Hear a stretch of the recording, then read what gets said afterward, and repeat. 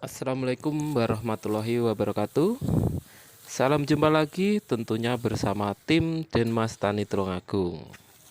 Kali ini tim Denmas Tani Tulungagung akan menjawab dari keluhan-keluhan petani yang saat ini melanda di kawasan Jawa Timur, khususnya di Tulungagung. Ini di tanaman padi petani kita Pak Yasin yang ada di kawasan Dono Sendang, Tulungagung. Ini hasilnya luar biasa menurut saya. Menurut beliau juga alhamdulillah luar biasa. Dari puli-puliannya padi juga melambai-lambai banyak.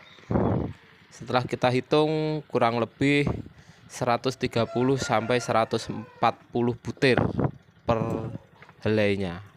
Artinya sudah ada peningkatan dari tanaman-tanaman berikutnya. Yang dulu biasa pakai tanaman padi dan aplikasi kimia dengan tanah 100 itu pakai kimia kurang lebih sekitar 3 kintal, saudara.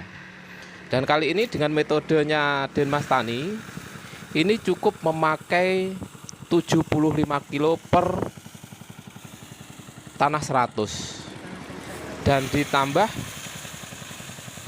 sama NPK organik buatan tim Denmas Tani Tulungagung. Ini hasilnya juga melimpah, saudara. Ini pulian-puliannya juga luar biasa. Tentunya dengan metode perawatan semprot dengan pupuk hayati Denmas Tani. Nah, begini saudara hasilnya. Bisa disaksikan di layar video ini. Mudah-mudahan ini manfaat. Nah, itu tadi dengan metode-metode pengaplikasian pupuk hayati Denmas Tani. Mungkin saudara-saudara ingin tahu gimana cara mengaplikasi. Anda bisa komentar di kolom komentar di bawah ini. Dengan metode ini mudah-mudahan ini akan manfaat buat petani.